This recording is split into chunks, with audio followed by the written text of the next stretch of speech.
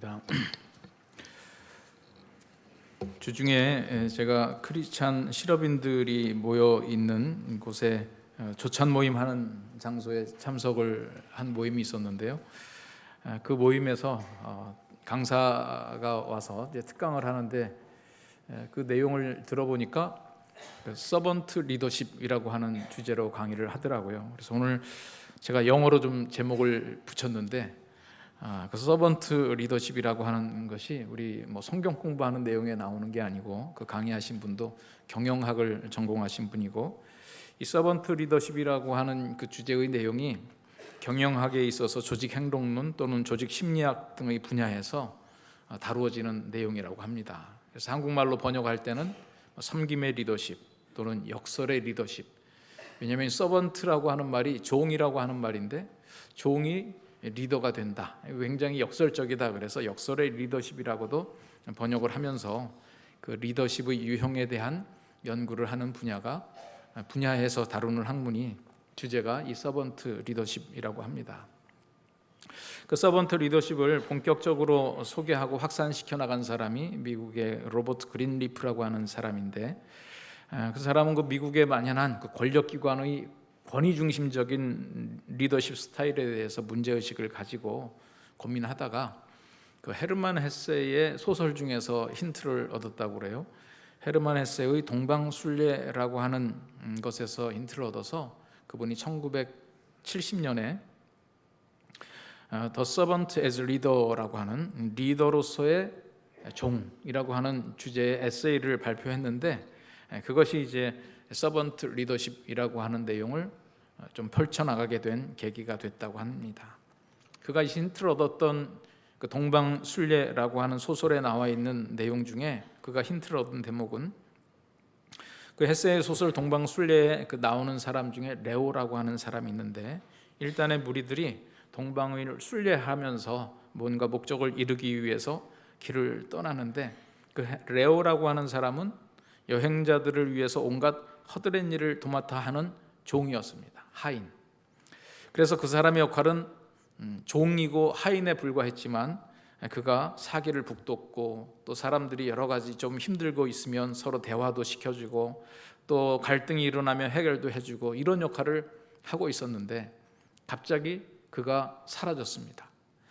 레오가 있을 때 몰랐는데 갑자기 그가 사라지니까 이 여행팀에 이러저런 문제들이 생기고 혼란이 야기되고 결국은 동방으로 향하던 순례의 여정이 중단되고 말았다. 그래서 레오라고 하는 사람은 하인이고 심부름꾼으로 보였지만 사실 진정한 리더의 역할을 하고 있었다는 거죠. 그래서 그 사람이 여기에서 힌트를 얻어서 종인데 리더가 된다. 그 리더의 역할을 종이 담당하고 있다. 그래서 서번트 리더십이라고 하는 주제로 경영학에서 조직 행동, 조직 심리를 연구하고 기업마다 컨설팅을 하고 리더십에 대한 교육을 할 때 이런 내용으로 했다는 것이에요. 그래서 그 서번트 리더십에 대한 내용을 좀 들어보다 보니까 이것은 그 사람은 경영학에서 다뤘는지 모르겠는데 제가 오늘 말씀을 전하기 위해서 준비하고 있던 말씀의 제목으로 딱 맞다. 하나님께서 우리에게 역사를 하실 때 마치 이 종과 같은 존재들을 리더로 세우시는 경우들이 참으로 많이 있습니다. 오늘 본문도 그런 내용이 소개되고 있는 본문이죠. 오늘 본문에 아람의 군대 장관 나하만이 나병을 고침받게 되는 얘기입니다. 당시 이스라엘은 아합 왕 사후에 주변국들의 반란으로 곤란을 겪고 있었습니다. 영적으로 볼 때는 아합은 굉장히 타락하게 만든 아주 나쁜 왕으로 묘사되고 있지만 또 이 정치적으로 볼 때는 주변국들과 잘 교통을 하고 주변국들을 제압하는 군사력을 동원했던 왕입니다. 아합 시절에 이스라엘에게 조공을 바치던 모압과 아람이 오히려 이스라엘을 공격하고 약탈하고 사람을 잡아가는 이런 반전들이 일어나고 있었습니다. 아합 왕이 죽고 나서 그래서 이 아하시아가 아들이 왕위를 계승했는데 불과 2년 만에 죽고 그 동생 여호람이 왕이 되었습니다. 이런 혼란의 시기에 왕이 되었는데 강력하게 이스라엘을 위협하는 적국 중에 하나가 이제 아람이 되었고 그 아람의 실세 군대 장관 나아만이 나병을 고치겠다고 이스라엘을 찾아왔습니다. 이 이스라엘 왕 여호람은 나아만이 이스라엘을 찾아서 나병을 고쳐내라 라고 하는 것은 아람이 이스라엘을 공격하기 위한 빌미를 삼고 있는 거구나, 이렇게 생각을 하고 어찌할 바를 알지 못해 당황하고 있었습니다. 자기의 옷을 찢고 이제는 저 아람이 우리를 공격할 텐데 어떻게 할 것인가. 이 이야기를 전해 들은 엘리사가 나서서 나아만을 보내라. 그래서 나아만이 병 고침을 받고 아람으로 돌아가게 된 것, 그것이 오늘 읽은 본문의 전반적인 내용입니다.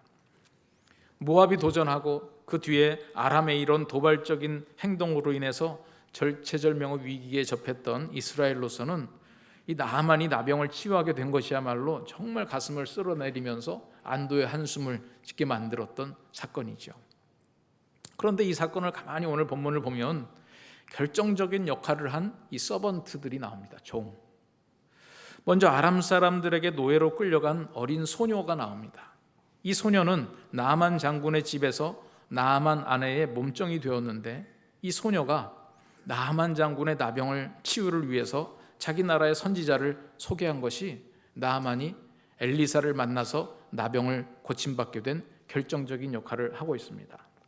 이 2절에 보시면 오늘 본문 2절, 전에 아람 사람이 떼를 지어 나가서 이스라엘 땅에서 어린 소녀 하나를 사로잡음에 그가 나아만의 아내에게 수종들더니 그의 여주인에게 이르되 우리 주인이 사마리아에 계신 선지자 앞에 계셨으면 좋겠나이다. 그가 나병을 고치리다. 결정적인 제보를 이 어린 여종이 했다는 거예요. 이 여종이 이 얘기를 하지 않았으면 나아만이 병을 고칠 수가 없었겠죠. 또 결정적인 한 역할을 한 또 다른 종들이 나옵니다. 나아만이 우여곡절 끝에 엘리사의 집까지 도달했습니다. 엘리사로부터 오늘 본문에 보면 그의 발로 문전박대를 당합니다. 아람의 실세 군대 장관이 왔는데 엘리사는 얼굴도 비치지 않고 자기 사자를 보내서 요단강에 몸을 7번 씻으라는 전가를 보내옵니다. 나아만이 완전히 열을 받았죠. 극단의 노함과 분노를 표현하면서 일행을 향해서 이제 돌아가자고 얘기를 합니다. 만약 이러한 상황을 이스라엘 왕이 전해 들었다면 그 심정이 어떠했겠습니까? 이 상태로 나아만이 분노해서 돌아간다라고 한다면 전쟁이다, 우리를 쳐들어올 텐데 어떻게 할까? 아마 이렇게 나아만을 문전박대한 엘리사를 향해서 원망이 컸을 겁니다. 왜 그렇게 해서 나아만을 화나게 했는가? 그야말로 아람이 이스라엘을 공격할 일촉즉발의 위기적인 상황이 되고 말았을 겁니다. 그런데 이 위기를 기쁨의 사건으로 반전시킨 결정적인 계기를 만든 사람들이 또한 나아만의 종들이었습니다. 서번트였죠.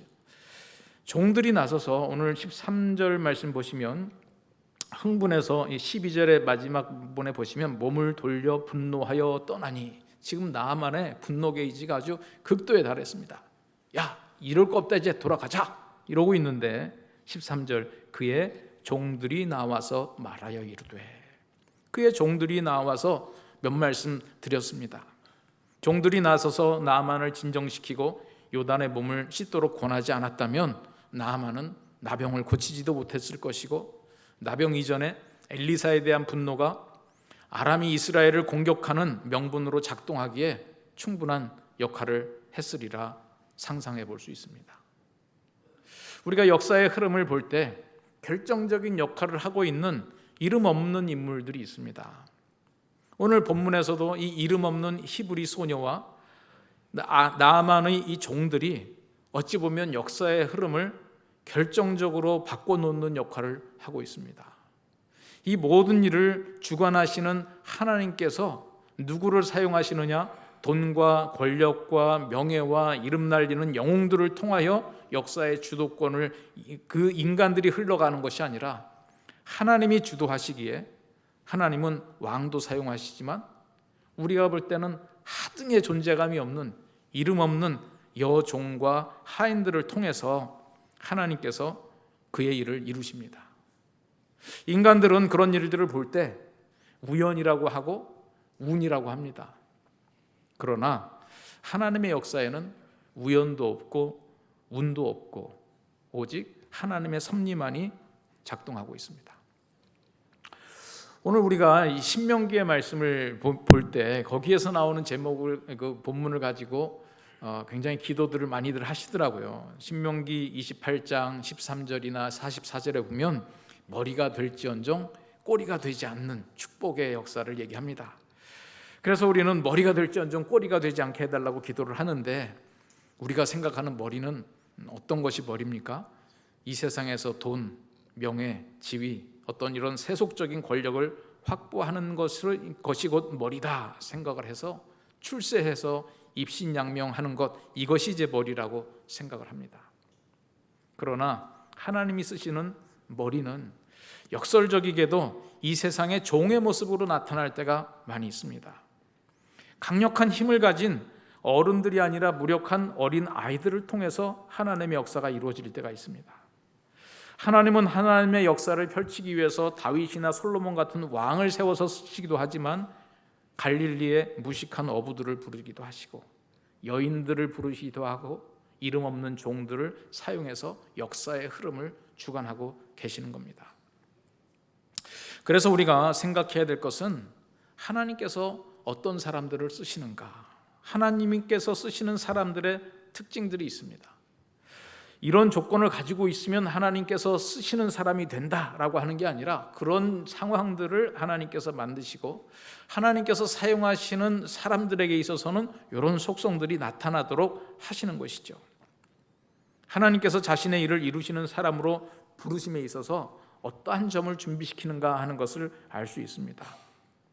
다시 말해서 하나님의 쓰임을 받는 하나님의 종들에게 나타나는 특징이 있는데, 이 세상에서는 종이라고 명칭이 붙는 이 미약한 존재들이지만 이 세상에 영향력을 미치는 리더로서 역할을 감당하도록 한다라고 하는 것을 오늘 이 본문을 통해서도 발견할 수 있습니다. 물론 구약의 본문을 해석을 할 때는 오늘 신약의 계시의 점진성이 점점 드러나는 신약의 시대, 또 오늘날의 시대와 같은 관점으로 구약의 인물들을 관찰할 수는 없습니다. 신약의 실체가 그림자적으로 나타나는 것이 구약의 모습이기에 구약의 사람들에게 나타나는 것들은 복음의 희미한 그림자처럼 나타날 때가 있지만, 우리는 그 그림자 같은 사건 속에서 복음의 핵심들을 찾아내는 것이 성경 묵상의 묘미이기도 하고, 하나님께서 우리에게 말씀을 묵상할 때 깨달아 들으시기를 원하는 내용일 것이기도 합니다. 그래서 오늘 이 히브리 소녀, 또는 하나님의 구원받은 백성일까? 이스라엘 백성도 아닌데 라고 의심이 되는 나아만 장군의 종들에게서도 하나님께서 사용하시는 사람들의 특성을 찾아볼 수 있어서 오늘 그 내용을 한번 여러분들하고 나누어 보려고 합니다. 첫 번째로 하나님께서 쓰시는 종에 나타나는 특징은 믿음의 사람이라는 것입니다. 하나님께서 쓰시는 종은 믿음이 있는 사람들이었습니다.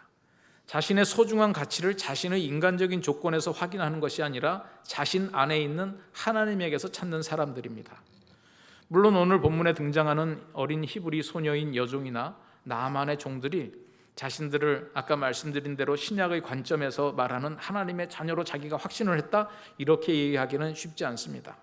그러나 신약의 복음을 그림자처럼 보여주고 있는 구약의 관점에서 살펴볼 때 오늘 본문에 나타난 종들은 적어도 자기의 인생을 저주하고 한탄하는 삶을 살지 않은 사람들임은 분명합니다.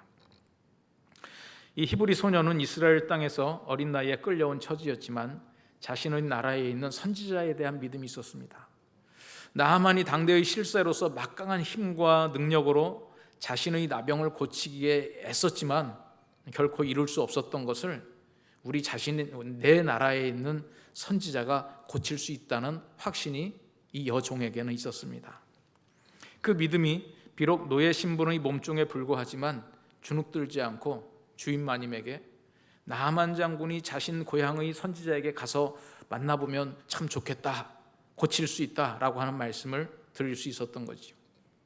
왠지 이 히브리 소녀에게서 당당함이 느껴집니다. 근거가 없는 자신감과 당당함은 오히려 우리가 흔히 말하는 왕자병, 공주병에 해당되지만 이 히브리 여종의 당당함의 근거는 자신이 아니었고 고향에 있는 선지자였고 더 근본적으로는 하나님이었습니다. 나만의 종들에게 있어서도 하나님에 대한 믿음의 근거를 문자적으로 직접적으로 확실하게 찾을 수는 없지만 주인에게 요단물에 들어가 보라고 권면하는 것은 엘리사에 대한 기대, 막연하지만 이스라엘 백성들이 섬기는 여호와 하나님에 대한 소문과 그로 인한 두려움을 배제할 수 없었을 것입니다. 추측컨대 이 나만의 종들이 막연하더라도 하나님에 대한 두려움이 전혀 없이 나만에게 손해볼 거 없으니 선지자가 한번 시키는 대로 해봅시다 라고 하는 제안을 하지는 않았을 것입니다. 범죄하여 타락한 인간들에게도 하나님을 믿지 않는 이방인들에게도 영성이 있습니다. 그래서 종교개혁자 칼빈은 그런 얘기를 했어요. 이 세상에 수많은 종교들이 있다라고 하는 것은 비록 우리가 타락해서 스스로 하나님을 찾아갈 능력은 없다 할지라도 이 세상의 다른 피조물과 다르게 인간들에게 있어서 나타난 특징이고 이것이 바로 오히려 참 종교가 있다라고 하는 증거가 된다라고 얘기를 했죠. 이 희미하게지만 나만의 종들에게도 하나님에 대한 기대고 싶은 믿음과 무시할 수 없는 두려움이 있었음을 짐작해 볼 수 있습니다. 이 시대에 금수저, 흙수저에 대한 논쟁들이 많이 있더라고요. 흙수저는 우리가 살아가면서 도저히 이 세상에서 뛰어넘을 수 없는 4차원의 벽, 그걸 넘사벽 이렇게 표현하죠. 넘사벽이 있다는 거예요. 성경에서도 이와 유사한 표현들이 나옵니다. 금그릇, 은그릇, 질그릇 논쟁이죠. 디모데후서 2장에 보면 금그릇도 있고 은그릇도 있고 나무그릇도 있고 흙그릇, 질그릇이 있다. 그런데 결코 거기에서 금그릇이 훌륭한 그릇이라고 얘기를 하지 않았습니다. 그릇의 재질이 금이든 은이든 나무든 흙이든 상관없이 깨끗한 그릇이 주인의 쓰임에 합당하게, 그래서 선한 일에 사용된다라고 바울 사도는 디모데후서를 통하여 말씀하고 있습니다. 또 고린도서에 또 바울 사도가 자신들의 정체성에 대해서 얘기를 하면서 우리는 보배를 담은 질그릇이다. 우리는 질그릇에 불과하지만 우리의 가치는 우리 안에 있는 보배로 말미암아 가치가 있어진다라고 하는 거죠. 결코 그릇의 재질이 문제가 아니라 그릇 안에 무엇이 담겨 있는지로 인해서 우리의 가치가 결정이 된다라고 하는 겁니다. 이 세상의 신분과 내가 쌓은 스펙이 나의 가치를 드러낸다고 믿는 사람은 이 세상을 끊임없이 경쟁적으로 자기를 채찍질하면서 살아갈 수밖에 없습니다. 자기가 뭔가를 이루었다고 하는데 이루어 놓고 나서 보면 또 더 높은 곳이 있습니다. 또 거기를 향해서 달려가고 끊임없이 달려가지만 어떤 점에 이르르면 내가 원하는 것을 이루지 못한다라고 하는 좌절의 상황이 오기도 합니다. 그 목표가 불가능하다는 것을 깨닫게 되면 사람들은 또 극단의 반대로 좌절하는 인생이 되고 맙니다. 여러분, 우리는 내 자신감, 내 자존감의 근거는 내가 쌓은 인생의 수고가 아니라 내 안에 계신 하나님인 것을 우리가 믿고 살아가는 겁니다. 여러분, 왠지 오늘 본문에 나온 이 구약의 신약의 그림자로서 희미하게 보이는 증거들이지만 히브리 여종에게서 나타나는 당당함과 자신감, 또 감히 자기의 주인에게 흥분해서 분노하여 돌아갈 것을 명하고 있는 자신의 주인에게 나가서 이야기하는 종의 자신감, 이 자신감은 어디에서 나올까요? 자기 자신의 능력에서 내가 이렇게 훌륭한 사람이니 내 말을 들으시오, 여종이 그렇게 얘기할 수 있을까요? 종들이 자기의 실력을 갖춰서 이 주인은 내 말을 들을 수밖에 없도록 내가 압도적인 권위를 가져야 되겠다, 이렇게 생각할 수 있었을까요? 그들이 주인에게 이야기할 수 있었던 것은 바로 그들이 바라보고 있는, 그들이 믿고 있는 그 안에 소중한 믿음의 가치가 그들이 이 이야기를 할 수 있도록 한 겁니다. 다시 말해서 하나님께서는 이런 믿음이 있는 자를 그의 신분이 무엇이든지 상관없이, 그의 육체적인 그릇이 나무든지 질그릇이든지 상관없이, 이 세상에서는 아주 하찮게 여기는 여종이나 아니면 노예 신분이라 할지라도 하나님을 믿는 믿음을 가지고 살아가는 자들이 이 세상에 결정적인 역할을 하도록 하는 것이고, 하나님께서 하시는 일이기에 이 세상에 수많은 권력을 가진 사람들이 세상의 역사를 주도하는 것이 아니라 하나님께서 가장 미약하고 미천해 보이는 그 사람을 하나님의 사람으로 쓰시는 놀라운 역사들이 일어나는 겁니다. 리더로서 살아가는 종, 비록 종이지만 리더로서 이 세상에 영향력을 미치기 위해서는 하나님께서 그의 마음속에 하나님에 대한 믿음을 심어주시는 거죠. 오늘 저와 여러분이 이 세상에 다양하게 살아갑니다. 물론 여기 계시는 분들은 세상에서 여러 가지 존경받고 부러워할 만한 타이틀을 붙이시는 분도 있고, 많은 재력을 소유할 수도 있고, 많은 사람들이 울려다보면 아름다움을 갖출 수도 있고, 이 세상의 수많은 영향력들을 세상적인 관점에서 소유할 수도 있지만, 그것은 하나님께서 사용하시는 도구가 되지는 않을 수도 있다는 거죠. 안 쓴다는 게 아니라 하나님이 원하시면 쓰실 수도 있고, 하나님이 원하시지 않으면 안 쓸 수도 있다는 거예요. 또 반대로 이 세상에서 아무리 보잘것없는 사람이라 할지라도 하나님께서 사용하시면 강력한 리더에게 영향력을 미치고 이 세상을 바꿔나갈 수 있는 존재들이 될 수 있습니다. 제가 영국에서 목회를 할 때 가끔 한국에서 오시는 목사님들 이제 강의할 때 이제 그런 얘기들을 하시더라고요. 여기는 유학생들은 앞으로 박사 학위를 하고 한국 가서 큰 일을 할 것이라고 막 동기부여를 하시길래 제가 그 다음 주 설교할 때는 완전히 김을 좀 빼놓습니다. 하나님은 박사 학위 없어도 쓰신다. 있으면 있는 대로 쓰고 없으면 없는 대로 쓰고 하나님이 쓰시면 되는 거지. 자꾸 우리에게 뭔가를 가져야 성취해야 돈을 많이 벌어야 학위를 취득해야 어느 지위에 올라가야 하나님께서 사용하신다? 아닙니다. 있는 그대로 우리 안에 있는 자신감은 비천할 때도 비굴하지 않게, 있어도 교만하지 않게 만드는 그 비결이 뭐냐? 내 안에 있는 하나님의 가치가 나의 가치다라고 인정하는 사람들은 있어도 교만하지 않고 없어도 비굴하지 않고 하나님께서 사용하시면 하나님께서 일하신다. 이것이 바로 종들에게 있을 때 하나님이 종을 통해서 이 세상에 영향력 있는 일들을 한다는 거죠. 그래서 그 마음속에 하나님에 대한 믿음이 있는 자, 그리스도라고 하는 보배를 가지고 있는 자가 우리의 육체적인 조건과 상관없이 하나님이 사용하시는 하나님의 종이 되는 겁니다. 우리가 하나님 앞에 나갈 때 어떤 조건을 성취하면 가겠습니다. 머리를 되게 해주시면 제가 봉사하겠습니다. 이번에 사업에 성공하면 갖다 바치겠습니다. 하나님께서 뭐라고 하시겠어요? 지금 바쳐라. 되기 전에 지금 봉사해라. 나는 그거 가지고 일하는 게 아니다. 난 아쉬운 거 없다.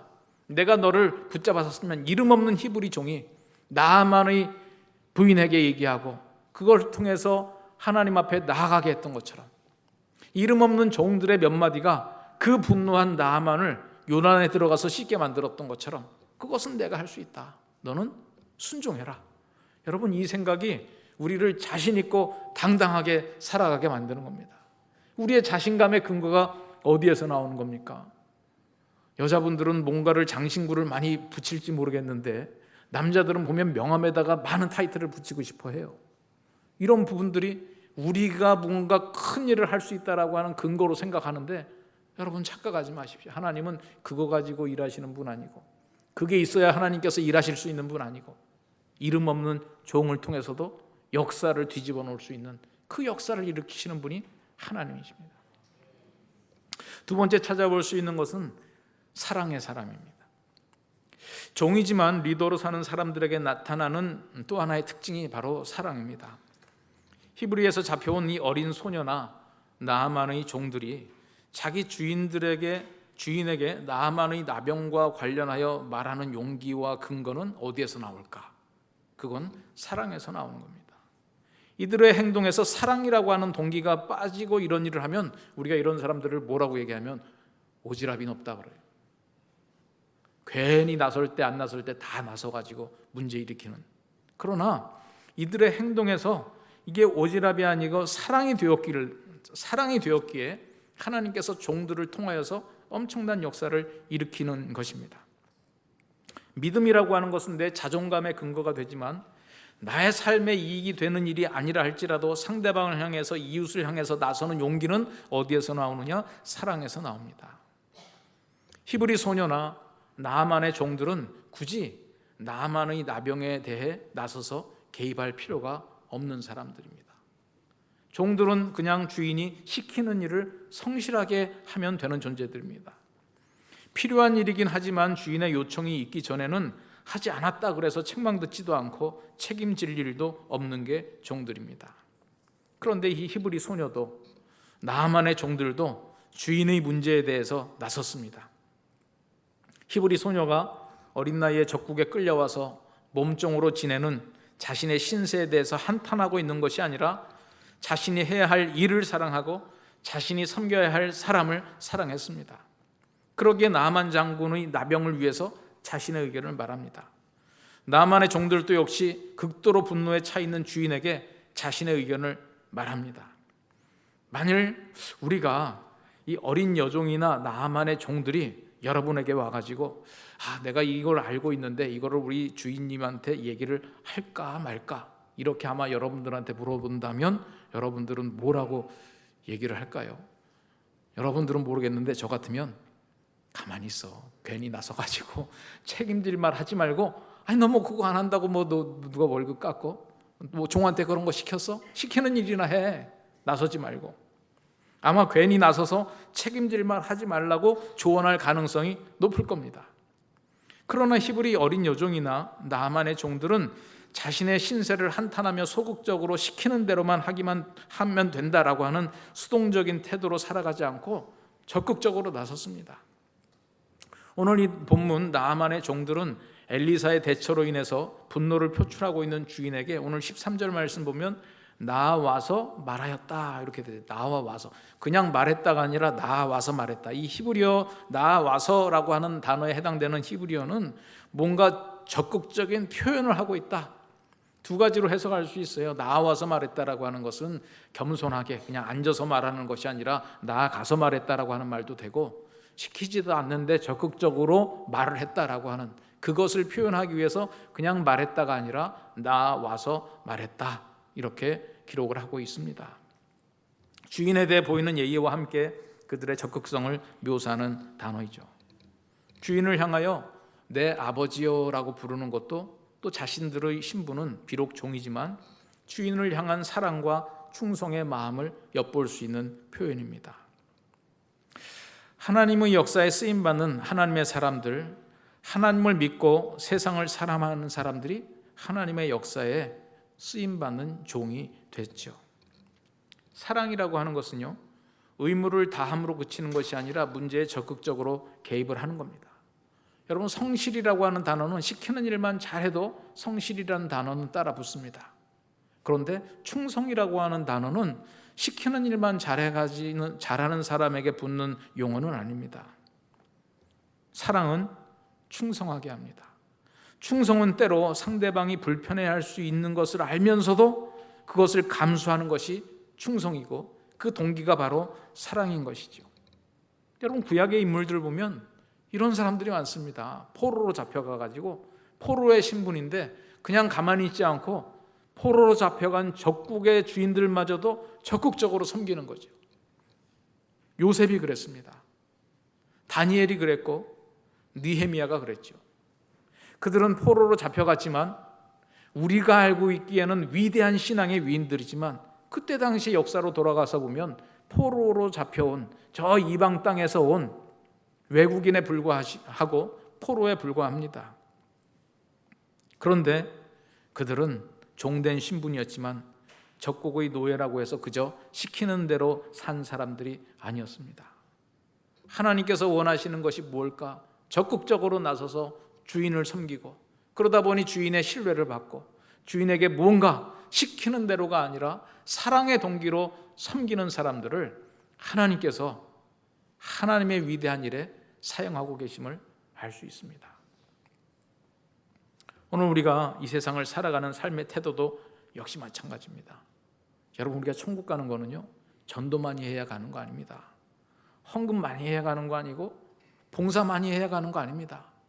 우리가 예수 그리스도에 대한 구원의 확신이 있으면, 극단적으로 얘기하면 전도 안 해도 천국 가고 11조 안 해도 천국 가고 여러분들이 교회 봉사 안 해도 천국 가는 겁니다. 천국 가는 거는 예수 믿음으로 가는 것이지 우리가 뭔가 들여서 가는 게 아니죠. 그러나 하나님의 마음으로 세상을 바라보고 하나님의 사랑으로 사랑하는 하나님의 종들은 가만히 있을 수가 없습니다. 하나님을 사랑하고 세상에 있는 사람들을 사랑하고 하나님을 알지 못하고 죽어가는 사람들을 보면 가만히 있을 수 없어서 나가서 전도하고, 교회 필요할 일이 있으면 봉사하고, 10의 1이 아니라 2, 3을 들여가면서 하나님의 일을 할 수 있도록 나의 주머니를 털어가면서 애쓰는 사랑의 용기와 실천이 나오는 것입니다. 위대한 많은 것들을 소유하고 있는 이 세상에서 위대하다고 명칭을 붙이는 그 사람들이 자신의 소유로 일하는 것이 아니라 과부의 엽전 두 입, 어린아이가 가지고 온 물고기 보리떡, 적은 물건이지만 하나님의 손에 들어갈 때 하나님께서 일하시는 것이죠. 오늘 우리에게는 하나님에 대한 믿음과 하나님께서 주신 사랑의 마음으로 이 세상을 적극적으로 살아간다라고 할 때 하나님께서 그 사람을 사용하시는 겁니다. 한 가지 더 생각해 본 것은 믿음과 사랑에 이어 소망의 사람이 하나님께서 사용하시는 종으로서의 리더가 될 수 있습니다. 나만의 종들은 엘리사에게 문전박대 당해서 분노하고 있는 주인에게 조심스럽게 그러나 확실하게 조언을 합니다. 엘리사의 태도를 보지 말고 여기 온 목적을 좀 생각하자라고 하는 거죠. 오늘 13절 말씀 보면 그의 종들이 나와 말하여 이르되 내 아버지여 선지자가 당신에게 큰 일을 행하라 말하였다면 행하지 아니하였으리까 하물며 당신에게 이르기를 씻어 깨끗하게 하라 함이리이까. 저는 이 대목을 읽을 때 요새 젊은 사람들 많이 얘기하는 MBTI가 생각나더라고요. MBTI. 요새 그 MBTI 검사를 많이 인용하면서 이제 이런 말 혹시 들어보셨는지 모르겠어요. 너 T야? 아시는 분은 아시는 것 같은데, T라고 하는 그 MBTI 여러 유형 중에 이제 T라고 하는 것이 들어가면 어떤 사고형, 좀 뭔가 객관적인 팩트를 이제 중요시하는 거고, F가 붙으면 뭔가 감정적이고 좀 감성적으로 이제 행동하는 그런 성향들을 이야기를 하고 있죠. 뭔가 아픈 마음을 공감해주지 못하고 팩트는 팩트인데 그 팩트를 얘기한다고 하면서 더 상처 주는 사람을 빗대어 가지고 너 T야? 이제 이렇게 얘기들을 하더라고요. 마치 오늘의 본문을 보면 나아만은 F고 종들은 T인 것 같아요. 그러나 객관적으로 상황을 분석하고 T처럼 얘기했다고 그래가지고 나아만의 마음이 진정이 될까요? 객관적으로 분석해서 상대방을 어떻게 하라고 조언하는 것은 분노의 감정이 쉽게 진정되지 않고 오히려 불에 기름을 붓는 격이 될 수도 있습니다. 분노로 흥분해 있거나 반대로 극도의 좌절에 빠져 있는 사람을 진정시킬 수 있는 것은 T가 아니라 T인 것 같아도 지금 이 종들이 얘기하고 있는 것은 소망을 얘기하고 있는 겁니다. 분노든 좌절이든 극단의 감정은 언제 생기느냐? 그 어떤 가능성도 보이지 않을 때 이러한 감정이 일어나는 거죠. 나만의 분노의 근거에는 좌절이 있습니다. 소망이 없는 상태였습니다. 그는 자신의 힘과 능력을 가지고 자신의 나병을 고치기 위해서 해볼 수 있는 것 다 해봤습니다. 그런데 나만의 입장에서는 지푸라기라도 잡는 심정으로 일말의 희망을 가지고 이스라엘까지 찾아왔는데 요단강에 몸을 7번 씻으라. 그 처방이라고 하는 것이 참으로 한심하기 그지없는 것이었습니다. 이런 좌절의 상태에서 상대방에 대한 무례함, 나와보지도 않는 이 엘리사에 대해서 결코 관용이 있을 수가 없습니다. 나와보지도 않는 엘리사의 무례함이 먼저인지 아니면 요단강에 몸을 7번 씻으라라고 하는 이 진짜 허무하고도 허탈한 처방이 먼저인지는 모르지만 이 두 가지가 복합적으로 나만의 감정을 자극하고 극도의 분노로 표현됐을 겁니다. 이런 상황에서 종들은 주인에 대한 안타까움과 사랑의 마음으로 용기를 내서 무엇을 합니까? 소망을 제시하고 있는 겁니다. 자신의 경험과 지식에 근거한 판단이 전부가 아니라 또 다른 가능성의 소망을 가지고 한번 도전해보자 라고 하는 것이 종들의 간청입니다. 여러분, 소망, 희망, 이것은 그동안의 경험과 지식으로 증명된 사실을 받아들이는 것이 소망이나 희망은 아니죠. 종들의 제안은 그동안의 지식과 경험의 근거에서 판단하지 말고 새로운 가능성을 기대해보자라고 하는 권면이 이 종들의 제안인 것입니다. 복음을 전하는 사람들은 이런 소망을 전하는 사람들입니다. 자신들의 지식과 경험에 근거해서 해결책을 찾지 못하고 절망하는 사람들에게 구원의 가능성을 생각해 보도록 권면하는 사람들이 복음을 전하는 사람이죠. 사람들의 경험과 지식으로 십자가라고 하는 것은 그들에게 무의미하고 결코 인생의 해결책이 될 수 없다고 복음을 거부하고 때로는 나아만처럼 분노하기도 합니다. 그러나 종들은 그동안의 경험과 지식으로 검증되지 않은 가능성이라도 시도해보고자 권면하는 사람들이고, 오히려 세상의 학문과 경험과 능력은 또 다른 희망을 품고 문제 해결을 시도해볼 가능성을 방해하는 역할도 합니다. 오히려 종들의 무지와 무능력이 소망의 근거가 될 수도 있습니다. 소망을 품고 늘 새로운 시도를 하게 하는데 역할을 할 수도 있습니다. 여러분, 이 세상에서도 그런 말을 하더라고요. 문제 해결은 전문가가 못한다는 거예요. 어떤 문제를 해결하는 건 비전문가가 한다. 왜냐? 전문가는 내가 이거 문제 이 바닥에서 30년 굴러왔는데 해결할 방법 없어. 이거를 해결할 방법 있으면 내 손에 장을 찢어라. 이렇게 하는데 누가 해결하느냐? 그 분야를 모르는 사람이 이렇게 한번 해보면 어떨까? 안 된다니까 한번 해봤더니 되는 거죠.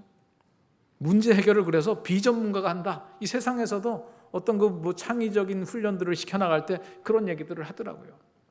그런데 우리는 항상 우리의 경험과 지식의 한계 속에서 대답을 찾으려고 합니다.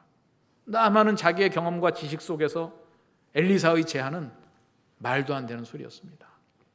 그러나 종들은 한번 해보자는 겁니다. 지금까지 안 해봤다고 해서 우리가 포기할 게 뭐냐? 뭔가 지금 이 엘리사에 대한 것, 이스라엘 백성들이 섬기는 하나님에 대한 막연한 기대와 두려움, 분명한 구원의 확신까지는 아니라 할지라도 그들의 소망이 나아만에게 요단강에 들어가도록 한 동기를 제공한 것이죠. 이러한 종의 모습으로 비록 종의 신분이지만 강력하고 결정적인 영향력을 행사하고 세계의 역사를 바꿔놓는 일들이 있습니다. 종의 모습과 역할로 진정한 리더의 영향력을 보여준 가장 강력한 모범이 바로 예수 그리스도죠. 빌립보서 2장 5절에서 8절 이렇게 기록하고 있습니다. 너희 안에 이 마음을 품으라. 곧 그리스도 예수의 마음이니 그는 근본 하나님의 본체시나 하나님과 동등됨을 취할 것으로 여기지 아니하시고 오직 자기를 비워 종의 형체를 가지사 사람들과 같이 되셨고 사람의 모양으로 나타나사 자기를 낮추시고 죽기까지 복종하셨으니 곧 십자가에 죽으심이라. 예수께서 이 땅에 오실 때 종의 모습으로 오셨습니다. 제자들의 발을 종의 모습으로 씻기시고 예루살렘에 입성한다고 그랬는데 아주 멋진 말을 타고 오는 것이 아니라 어린 나귀 새끼를 타고 쫄랑쫄랑 이렇게 들어오셨습니다. 예수님을 따르던 백성들의 기대와는 달리 마지막 그 한 주간 그저 힘없이 결국 십자가에 죽으셨습니다. 그러나 예수께서는 하나님 아들의 정체성을 가지시고 하나님의 자녀를 대신하여 십자가에 죽기까지 사랑하시고 사망 권세를 이길 부활의 소망을 보여주셨습니다. 이 세상을 구원하는 하나님의 능력은 세상의 권력으로 힘으로가 아니라 가장 낮고 천한 종으로 이 땅에 오신 예수님을 통해서 나타나셨습니다. 오늘을 살아가는 그리스도인의 영향력은 무엇을 통해서 나타납니까? 종의 모습을 통해서 나타납니다. 예수 그리스도께서 종의 모습으로 오셨고 오늘 구약의 희미한 그림자처럼 보여지는 구약의 사건 속에서도 역사의 대전환을 이름 없는 히브리 소녀가 일으켰고 나아만의 종들이 일으켰습니다. 하나님의 역사는 왕을 세워서 역사도 하지만 부름받은 그 자리에 하나님의 손에 잡히기만 하면 하나님께서 사용하셔서 하나님의 역사가 일어나는 겁니다. 교회의 리더는 누굴까요? 목사님, 장로님, 권사님 타이틀들이 있지만 형식적인 타이틀과 실질적인 리더의 역할은 차이가 있습니다. 오늘 우리 모두가 다 종의 모습으로 이 교회에 강력한 영향력을 미칠 수 있는 존재들입니다. 나는 직분이 없어서, 나는 돈이 없어서, 나는 시간이 없어서, 나는 지식이 없어서가 아니라 그 생각을 하는 그 사람을 하나님께서 사용하시면 돈이 없는 채로, 직분이 없는 채로, 나에게 육체적인 힘이 없는 채로, 나에게 지식이 없는 채로 하나님께서 사용하시는 강력한 하나님의 역사의 도구가 될 수 있는 것입니다. 여기 계시는 그 어느 분 한 분도 제가 볼 때는 이름 없는 히브리 소녀보다 존귀한 자격들을 갖추고 계시고 이름 없는 나만의 종들보다 고귀한 신분들을 가지고 계시는데 못할 게 뭐가 있습니까? 하나님께서 우리를 사용하시면 종으로서도 리더가 된다. 이 세상의 리더십 강좌에서도 서번트, 종이 곧 리더가 된다라고 하는 것을 가르치고 있는데 왜 우리는 머리를 시켜달라고 하고 머리가 되지 않으면 나는 일을 못하겠다고 하고 이런 조건이 갖춰짐으로 하나님의 일을 하게 해달라고 하나님을 향하여 협상을 하고 때를 쓰는 겁니까? 하나님께서는 내가 너 그런 거 안 줘도 너 내일 할 수 있어. 내가 너를 부른 그 자리에서 내가 너를 사용하면 돼. 근데 왜 자꾸 달라고 하냐?